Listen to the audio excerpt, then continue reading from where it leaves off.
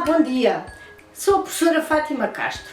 Estou aqui hoje para vos falar de um grande poeta, um dos maiores poetas portugueses, e estou acompanhada com livros enormes. São obras escritas por esse poeta. E quem é ele? Luís Vaz de Camões, mais conhecido por Luís de Camões. Ele escreveu lírica, escreveu autos e cartas e escreveu uma obra conhecida mundialmente, Os Lusíadas. Ele escreveu Os Lusíadas em poema, uma obra muito vasta, muito grande, e que eu tenho aqui representada neste livro. Como vocês podem ver, tem ilustrações espetaculares, letra grandinha, mas eu estudei na escola, quando andava na escola convosco, como vós, estudei Os Lusíadas. E como é que uma coisa tão grande cabe aqui num livro tão pequenino? Pois porque Os Lusíadas, por onde eu estudei, para poder andar dentro da minha mochila, está escrito com letra muito pequenina. É assim que cabe cá a obra toda. E porquê é que eu vos venho hoje falar no Camões, nos Lusíadas? Porque no dia 10 de junho festejamos o dia de Camões, o dia de Portugal. E porquê? Porque Camões morreu no dia 10 de junho de 1580.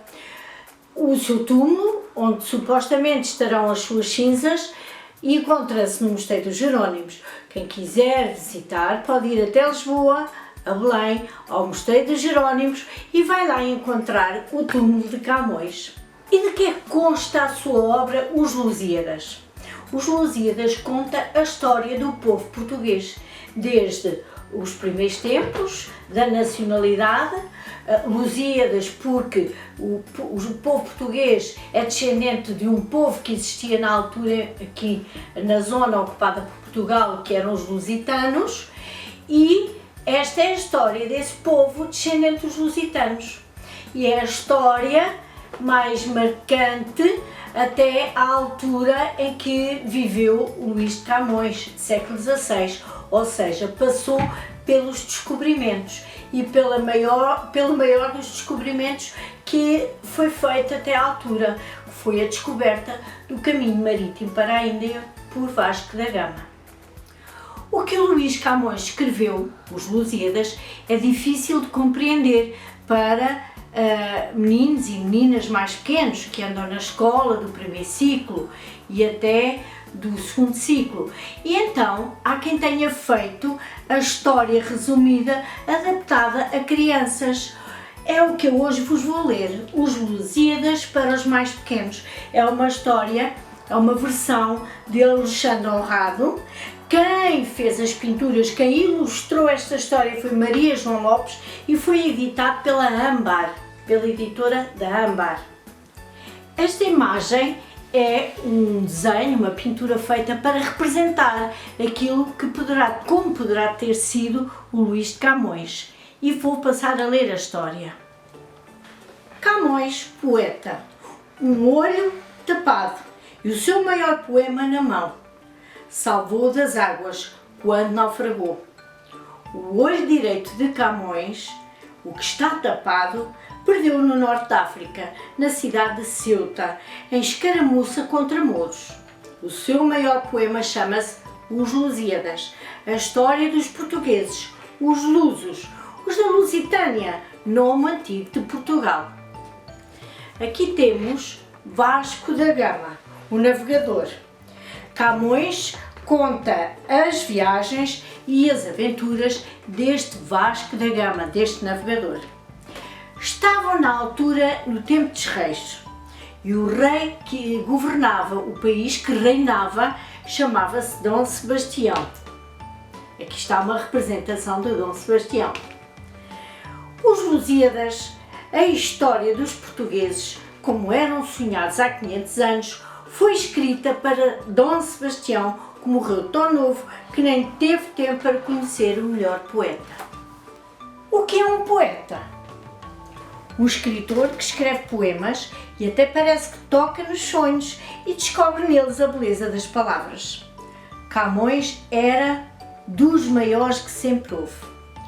Os poetas têm lá os seus truques e Camões pede ajuda aos deuses, em especial à deusa Calíope, pede-lhe para contar a história de Portugal, que é aqui onde a terra acaba e o mar começa.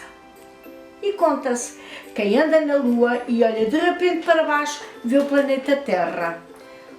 Podia chamar-se, isso sim, planeta azul, pois tem mais água do que terra.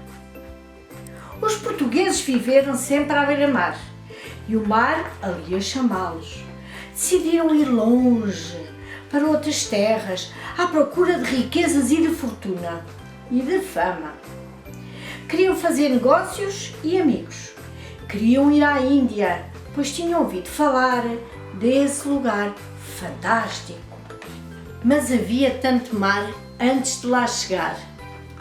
Fizeram-se 3 naus, barcos enormes, mais 3 barcos grandes e juntaram-lhes mais um navio com coisas de beber e de comer. O capitão, Vasco da Gama, alentejano de Sines, simpático e corajoso. Partiu, foi à Índia com os seus homens e voltou, carregado de riquezas.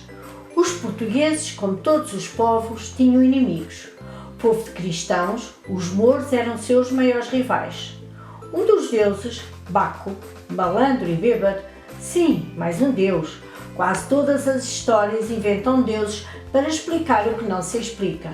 Deu para embirrar com os nossos. Vasco da Gama quase cai na armadilha de Baco. Contra um deus, só vence uma deusa. Vênus, a bela deusa do amor, combate Baco, dando uma ajuda aos nossos aventureiros. Vênus, tão destemida como bela, tem umas ajudantes fantásticas, as ninfas. Encostam-se aos barcos dos portugueses e por entre a espuma das águas e nos mares danados enfrentam com eles perigos e inimigos. Que grande medo tinham os homens, são tão pequenos ao pé das forças da natureza, que tempestade, que sustos! Param em África, mas logo começam mais problemas. Os deuses reúnem-se espantados. Os portugueses malandros julgam que é só meterem-se ao mar e triunfar. Júpiter era o grande chefe dos deuses. Vênus, a deusa, era filha do chefe. Baco, trapalhão, um deus que gostava de dançar e de beber. E Marte, um complicado, metia-se em bulhas, era o deus das guerras. Os deuses ajudariam os portugueses? Baco, não. Vênus, sim. Marte, talvez. Os portugueses eram heróis e Vênus estava apaixonada por eles. Pede então ao outro deus, ainda aqui não foi chamado, Mercúrio, que entre os sonhos de Vasco da Gama e lhe diga o que fazer. Escuta e faz, ó Vasco, vai conhecer o rei de Melinde.